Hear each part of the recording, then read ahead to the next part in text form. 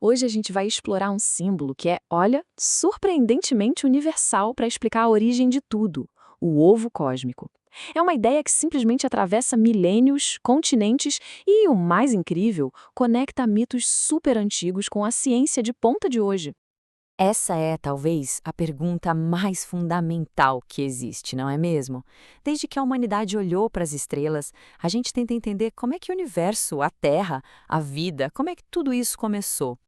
Muito antes dos telescópios, antes das equações complexas, a humanidade encontrou uma resposta em um dos símbolos mais potentes que a natureza nos deu.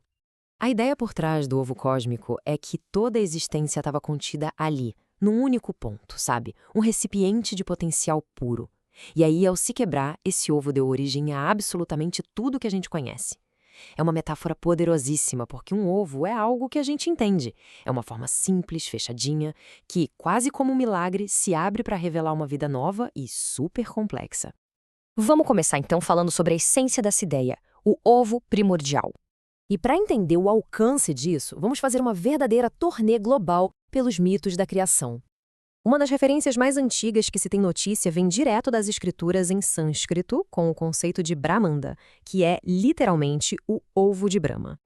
A simplicidade desse mito é de uma profundidade enorme. O Hiranyagarbha, ou útero de ouro, continha tudo em estado de potencial. E a sua divisão não foi um ato violento, não. Foi um ato de diferenciação que criou essa dualidade fundamental que a gente conhece, o céu e a terra, a partir de uma unidade singular. Agora, viajando um pouco para o leste, a gente encontra uma narrativa bem parecida, mas com uma virada um pouco mais dramática. Aqui, não é só o ovo que importa, mas quem emerge de dentro dele. A história de Pangu é brilhante porque ilustra a ideia de que o Criador e a criação são a mesma coisa. O próprio corpo dele se transforma na paisagem do mundo. O céu e a terra vão se separando conforme ele cresce, e a sua morte é o ato final de criação, transformando-o no próprio tecido do cosmos.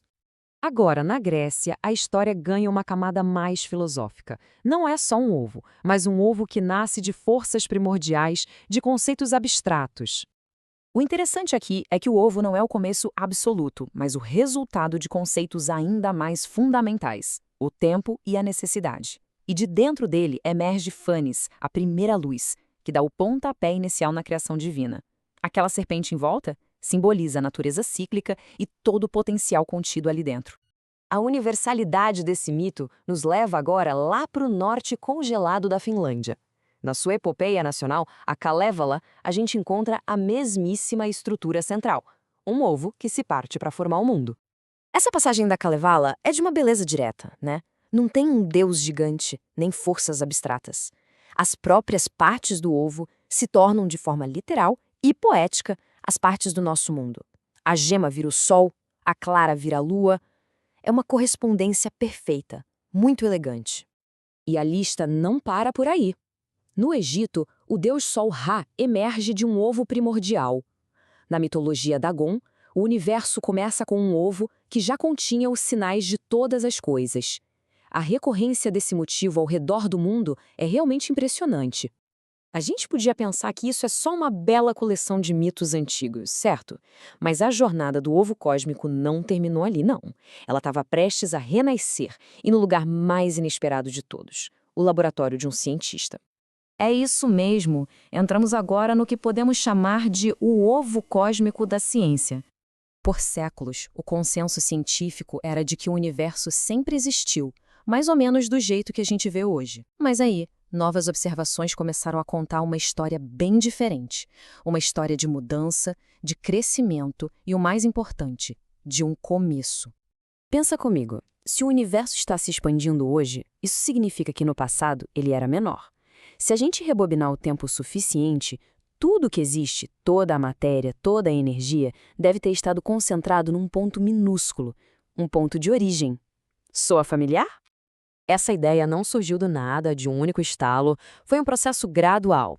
As observações de Schleifer, a hipótese ousada do padre astrônomo Georges Lemaitre sobre um átomo primordial e a confirmação final de Hubble, tudo isso foi construindo, peça por peça, a imagem de um universo que eclodiu de um único ponto.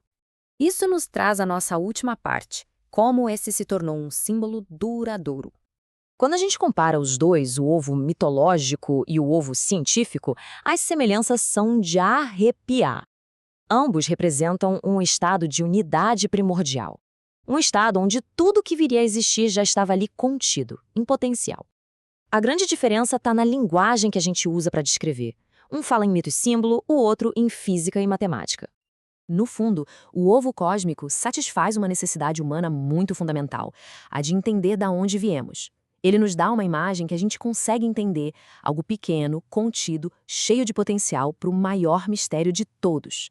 É um símbolo que consegue unir a nossa imaginação ancestral com a nossa curiosidade científica moderna. Fica aqui uma reflexão final. O que isso diz sobre nós?